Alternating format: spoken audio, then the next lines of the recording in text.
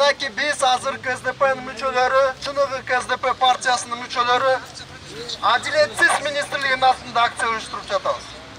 Анткени Адилет министрлиги ошол мыйзамдуулукту туткан эң башкы орган болуп керек.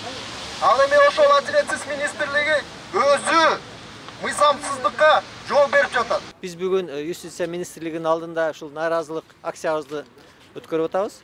Себеби Юстиция министрлиги өзүңүздөр билгендей эле Сагынбек Абдрахмановду биз КСДП партиясынын жетекчиси деп бирдиктүү реестрге киргизип коюптур. Биз буга чейин айтып келгенбиз. Сагынбек Абдрахманов ушул жарым жылдан бери ар кандай ушул мыйзамсыз аракеттер жүргүзүп атат. КСДП партиясына тиешеси жок. Ал кишини биз 2 жыл мурда партиядан чыгарганбыз деп.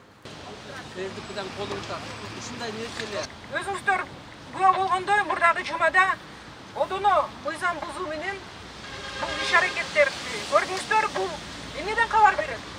Бул саясий заказ аткарылды дегенден кабар берет. Бул демек мамлекетте мыйзамдар иштебей калды дегенден кабар берет.